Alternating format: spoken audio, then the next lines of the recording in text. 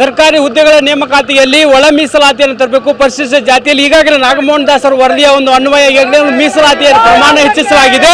ಆ ಒಂದು ಅನ್ವಯವಾಗಿ ಈಗ ಏನು ಸರ್ಕಾರ 56,000 ಹುದ್ದೆಗಳ ನೇಮಕಾತಿ ಇದೆ. ಈಗಿರ್ತಕ್ಕಂಥ ಏನು ಪರಿಶಿಷ್ಟ ಜಾತಿಗೆ ಇರ್ತಕ್ಕಂಥ 15% ಏನು ಮೀಸಲಾತಿ, ಅದರಲ್ಲೂ ಕೂಡ ಒಳ ಮೀಸಲಾತಿಯನ್ನು ಜಾರಿಗೆ ತರಬೇಕು ಎಂಬತಕ್ಕಂಥ ಆಗ್ರಹ ರಾಜ್ಯಾದ್ಯಂತ ಮಾದಿಗ ಸಮುದಾಯದಿಂದ ಕೇಳಿ ಬರ್ತಾ ಇರ್ತಕ್ಕಂಥ ಸುಮಾರು 3 ದಶಕಗಳ ಹೋರಾಟದ ಹಿನ್ನೆಲೆಯಲ್ಲಿ ಒಳ ಮೀಸಲಾತಿ ಜಾರಿಗೆ ಬರಬೇಕಾಗಿತ್ತು. ಆದರೆ ಕಾರಣಾಂತರಗಳಿಂದ ಜಾರಿ ಆಗಿಲ್ಲ. ಈಗಿರ್ತಕ್ಕಂಥ 15% ಮೀಸಲಾತಿಯಲ್ಲಿ ಒಳ ಮೀಸಲಾತಿಯನ್ನು ನೀಡಬೇಕು. ಇದು ಮಾದಿಗ ಸಮಾಜಕ್ಕೆ ಅನ್ಯಾಯ ಆಗ್ತೈತೆ ಎಂಬತಕ್ಕಂಥ ಕಾರಣದಿಂದ ದಾವಣಗೆರೆಯಲ್ಲಿ ಇವತ್ತು ಮಾದಿಗ ಸಮಾಜದಿಂದ ದಾವಣಗೆರೆ ಬಂದ್ ಕರೆ ನೀಡಲಾಗಿದೆ. ಈಗ ನೋಡ್ತಾ ಇರಬಹುದು, ನಮ್ಮ ಕಡೆ ನನ್ನ ಬಲಭಾಗದಲ್ಲಿ ನೋಡ್ತಾ ಇರೋದು ಬಸ್ಗಳ KSRTC ಬಸ್ಗಳನ್ನ ತಡಿತಾ ಇರಬಹುದು. ಅದ್ರ ಜೊತೆಗೆ ಈಗಾಗಲೇ ಹೂವಿನ ಮಾರ್ಕೆಟ್ನಲ್ಲಿ ತಿರುಗಾಡ್ತಾ ಇರಬಹುದು. ಹೀಗಾಗಿ ನಿರಂತರವಾಗಿ ಬೆಳಗ್ಗೆ 5 ಗಂಟೆ 4 ಗಂಟೆಯಿಂದಲೇ ಏನು ಬಂದ್ಗೆ ಒಂದು ಸಾರ್ವಜನಿಕರನ್ನ ಒಂದು ವಿನಂತಿ ಮಾಡುವ ಮೂಲಕ ಒಂದು ಬಂಧನ ಯಶಸ್ವಿಗೊಳಿಸಲು ಮಾದಿಗ ಸಮಾಜದ ಮುಖಂಡರು ನಿರಂತರವಾಗಿ ಪ್ರಯತ್ನವನ್ನು ಮಾಡ್ತಾ ಇರ್ತಕ್ಕಂಥದ್ದು.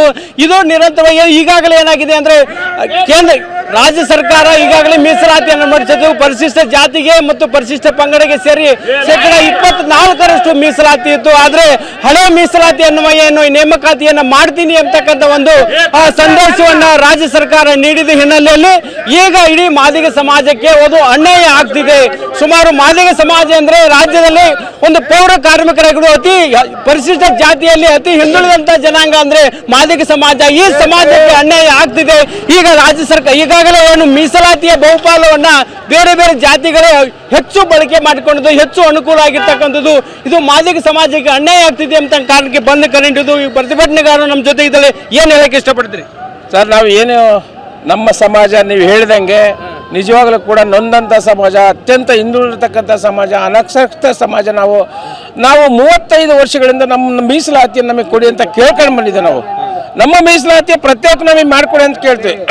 ಈಗ 17% ಇದ್ದದನ್ನು 15 ಕಳಿಸಿದಾರಲ್ವಾ, ಅದೇ ರೋಸ್ಟರ್ ಪ್ರಕಾರ ಮಾಡ್ತೀವಿ ಅನ್ನೋದಾದರೆ 5% ಕೊಟ್ಬಿಡ್ಲಿ, ಒಲೆಯರಿಗೆ 5 ಮಾದಿಗರಿಗೆ 5, ಇನ್ನು 5% ಉಳಿದವ್ರಿಗೆ ಕೊಟ್ಬಿಡಿ. ಎಲ್ಲ ಆಯೋಗಗಳು ಅದೇ ರೀತಿಯನ್ನು ಹೇಳಿದವು. ನಮಗೆ 6% ಮೀಸಲಾತಿ ಬೇಕು ಅಂತ ಹೇಳಿದವು.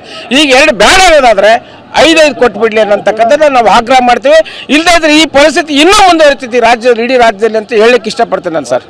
ಇನ್ನೊಬ್ಬರ ಒಂದು ದಲಿತ ಚಿಂತಕರಂತ ಗುಡ್ಡಪ್ಪ ಅವರು ನಮ್ಮ ಜೊತೆಗಿದ್ದಾರೆ. ಒಟ್ಟಾರೆ ಈಗ ಯಾಕೆ ಸಮಸ್ಯೆ ಆಗ್ತಿದೆಯಲ್ಲ? ಮಲ್ಲಿಕಾರ್ಜುನ್ ಖರ್ಗೆ, ಎಚ್ ಸಿ ಮಾದೇವಪ್ಪ, ಪ್ರಿಯಾಂಕಾ ಖರ್ಗೆ, ಪರಮೇಶ್ವರ್ ನಿಮಗೆ ಎಚ್ಚರಿಕೆ ಕೊಡ್ತವೆ. ನಮ್ಮ ಸಮಾಜನ ಕೆಣಕ್ತಾ ಇದ್ದೀರಿ. ನೀವು ಒಳ ಮೀಸಲಾತಿ ವರ್ಗೀಕರಣಕ್ಕೆ ಅಡ್ಡಿಪಡಿಸ್ತಾ ಇದ್ದೀರಿ. ಮುಂದಿನ ದಿನಗಳಲ್ಲಿ ನಿಮ್ಮ ಮನೆಗಳನ್ನ ಅಟ್ಯಾಕ್ ಮಾಡ್ತವೆ. ಯಾವುದೇ ಕಾರಣಕ್ಕೂ ನಾಗಮೋಹನ್ ದಾಸ್ ರಿಪೋರ್ಟ್ ಜಾರಿ ಆಗಬೇಕು. ಜಾರಿ ಆಗದೇ ಇದ್ರೆ ನಿಮಗೆ ಎಚ್ಚರಿಕೆ ಕೊಡ್ತವೆ. ಸಿದ್ದರಾಮಯ್ಯವ್ರಿಗೆ ಹೇಳ್ತವೆ, ನೀವು ಅವ್ರ ಮಾತು ಯಾವುದೇ ಕಾರಣಕ್ಕೂ ಕೇಳಬಾರ್ದು. ಯಾವುದೇ ಕಾರಣಕ್ಕೂ ಅವ್ರ ಮಾತು ಕೇಳಬಾರ್ದು. ನೀವು ಸಮಾಜವಾದಿಗಳು, ಹಿಂದುಳಿದ ವರ್ಗದ ನಾಯಕರು ಅಂತ ನಾವು ಒಪ್ಪಿಕೊಂಡಿದ್ದೇವೆ. ನೀವು ಅವ್ರ ಒತ್ತಡಕ್ಕೆ ಏನಾದರೂ ಮನಿದೆ ಅಂದ್ರೆ ಮುಂದಿನ ದಿನಗಳಲ್ಲಿ ನಿಮ್ಮ ವಿರುದ್ಧನೇ ನಾವು ಪ್ರತಿಭಟನೆ ಮಾಡ್ತೇವೆ. ನೇರವಾಗಿ ಸಿದ್ದರಾಮಯ್ಯ ಧಿಕ್ಕಾರ ಅಂತವೆ.